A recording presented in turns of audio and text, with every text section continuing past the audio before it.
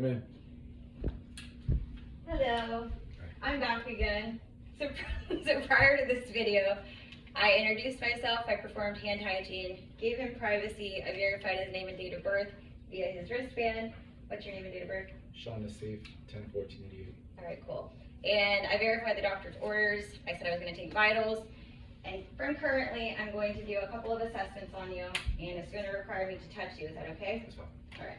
So once again, performing my hand hygiene. All right, so first we're going to do your head assessment.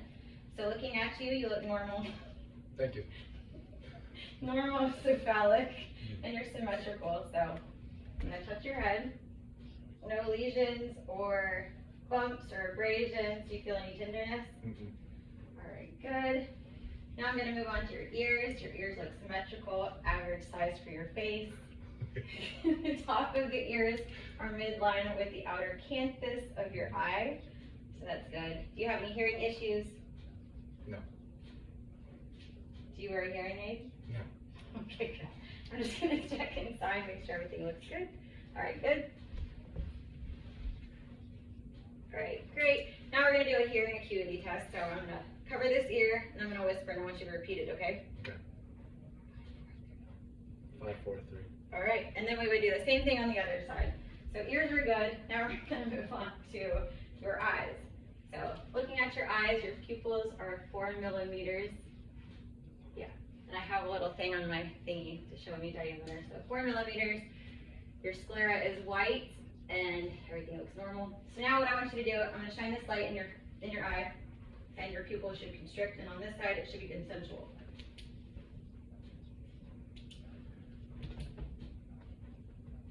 Can you just look straight ahead? Thank you. Okay. So we've got direct and consensual. Direct on this side, consensual on this side. Now I'm going to assess this one. This one should be direct, and that one's consensual. All right, everything looks good. Do you have any trouble seeing? Do you wear glasses? No. No? All right, so this test is PERLA. It's pupils equal, round, reactive to light, and accommodating. So they're equal and round. Now what I want you to do is I want you to follow this pin light, okay? Okay.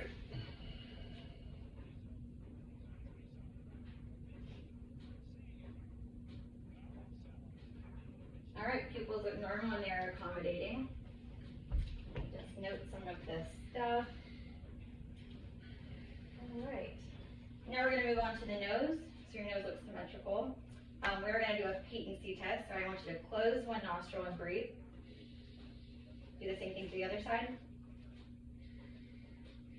Do you have any issues there? No. All right, good. So do you have any trouble breathing, nosebleeds, any history of that? No. All right, good. We're going to move on to the mouth.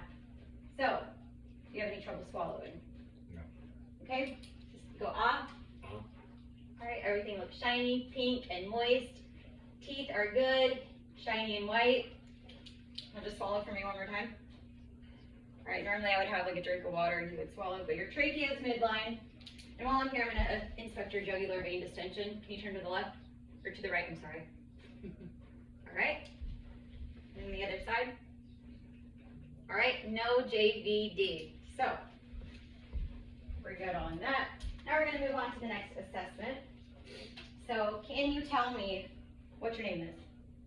Sean. Okay, and where are you? I'm at the doctor. Okay, and how did you get here? I drove. Okay, and who's the president? Trump. Okay, so you don't have any brain injuries or head trauma or anything like that, right? Nah, not that I know of. Okay, now if you had head trauma, we would do the Glasgow coma test, which is a 15-point metric scale, and it would measure your visual, motor skills, and speech, but all of that is intact, so you have a 15-point. So, moving on to the next one, we're going to do the musculoskeletal. Okay. So, do you have any history of any like joint pain or any major surgeries I should know about? Absolutely zero. Alright, good. So what I'm going to do is I'm going to assess 2 of your upper extremities and 2 of your lower extremities. So there's a couple I could choose from, but I'm going to do your elbow and your wrist, your knees, and your ankles. So starting with your elbow, I'm going to hold it in my hand. Put this away. I'm going to hold it in my hand, and I want you to flex like this and then extend out like that. So go ahead and flex. All right, and extend. There's no popping or crepitus. All right, good. Not at And I all. want you to resist. Can you flex? Mhm. All right, strength is good. And now I want you to extend. All right, good. Strength is good. We're gonna do the same thing for the other side. All right, go ahead and flex and extend. No popping or crepitus. Nope. Now go ahead and flex again, resist. All right, hold on. Now extend. All right, strength is good. So now we're gonna do your wrist. What I want you to do, I'm gonna hold your wrist in my hand, but I want you to go down, flex down, extend up, and then hyperextend. Just one at a time. So flex down, extend, hyperextend. All right, good. No popping or crepitus. And now I want you to resist me. So go down and hyperextend. All right, strength is good. We're gonna do the same thing, just like we did over there on the other side. So go down, extend, hyperextend. No popping or crepitus. What do you know? Now, go ahead and resist me. Go down. Starting here, go down. All right. Now go up, hyperextend. Strength is good. We're gonna do your knees, okay? Oh boy. So I'm gonna hold on to these. No painful injuries, right? No, not at all. All right, great. So what I want you to do is I want you to flex back, and then I want you to extend straight. So I'm just gonna hold on to your knee. Go ahead and flex back and straight out. No popping or Nope. Zero. starting back to your neutral position. All right, now I want you to resist. Go back. All right, and extend. Strength is good. Good. All right, great. Now we're gonna do the same thing with the other. Okay. Go ahead and flex back and extend out. No popping or crepitus. Nope. All right, now go back to neutral position. Now go ahead and resist me back. And now resist me forward. All right, the strength is good. The last thing we're gonna do is your feet. So I'm gonna hold your ankle joint in my hand. I want you to do plantar flexion down and then dorsal flexion up. So point down and up. All right, resist me. Resist. All right, strength is good. No popping or crepitus on that one. Last one. Flex down, flex up. Resist me going down. Resist me going up. All right, strength is good. So I think that concludes our musculoskeletal. Before we stop, I need to assess your gait. If you'll stand up for me. All right, and if you'll just walk that way towards the camera. There's a camera? Go ahead. Sorry. All right, and come back. Gait is balanced and normal. Now there's two other tests that I would do to gauge your balance. What I need you to do is stand, I believe it's called the tandem exercise. So heel to toe, wait before you start. I'm just gonna hover just in case you were at fall risk. So go ahead, heel to toe. All right, good, and then we'll do one last test. So I think it's called the Romberg test. Now what I want you to do is feet width apart. All right, and close your eyes. And I'm gonna watch you for 20 seconds to make sure there's no abnormal swaying in your balance. All right, 20 seconds is up and you look great to go. So moving on to the next assessment. Is it just your respiratory and cardiac? All right, you can sit back now. All right, so during the vitals, I recorded his respirations at 12 beats per minute, or 12 breaths per minute, and they were normal and unlabored. But for the purposes of this video, we've already done that. So, do you have any trouble breathing or have a cough? No, but I have a cough. You do have a cough? I do. Okay, is there any mucus or sputum that comes up? Yes, a lot of mucus. Can you explain what color it is and the thickness? Or It could be clear or yellow or light green, but it just comes out. It's so much. let me just note that down. It's a lot. Okay. It's everywhere. All right, so what I'm gonna do is I'm gonna take a listen to your lungs. And when the stethoscope touches you, I want you to take a deep breath in and deep breath out. And we're gonna pretend like you don't have a shirt on, but for YouTube's sake, we're gonna keep you clothed. Thank you. All right, so left upper lobe. Right upper lobe. Right middle lobe. Left lower lobe. All right, good. And if you'll just take this arm and do like this. All right, breathe in. Left lower lobe. All right, we're gonna do the same thing for the other side. Deep breath in, deep breath out. Right lower lobe. All right, now I'm just gonna take a listen to the posterior side of your lungs on the back, so sit up straight for me. Same thing when it touches you. Left upper lobe. Right upper lobe. Right lower lobe.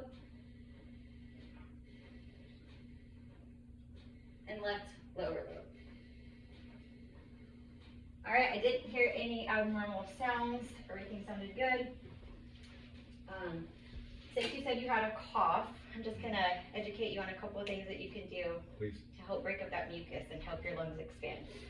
So you have the turn and cough method. If you're bed bound and you couldn't move, what you're gonna do is take a deep breath, turn over to your left or your right side, and if you just had surgery, you're gonna brace onto a pillow, exhale, and then cough.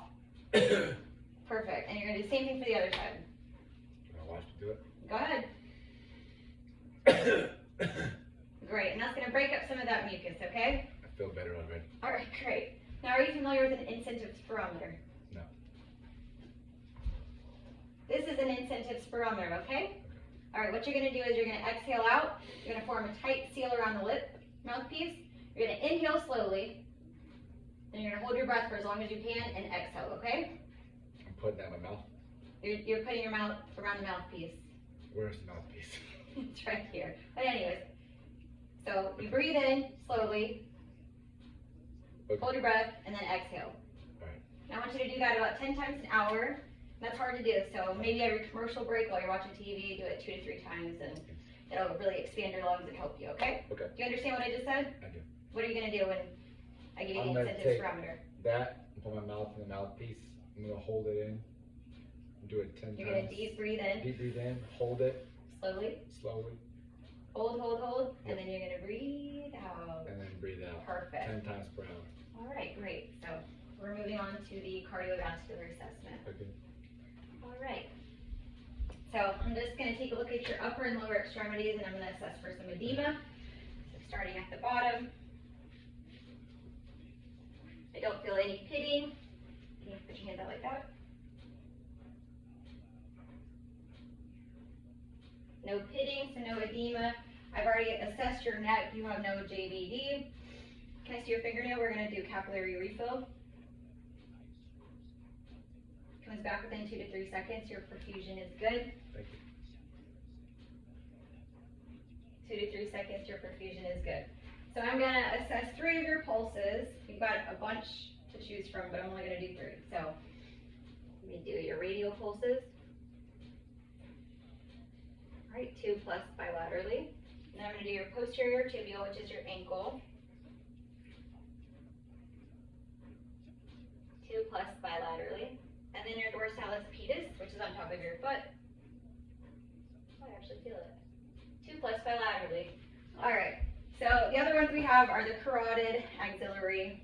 You got your brachial, femoral right here, and your popliteal behind the knee. Okay.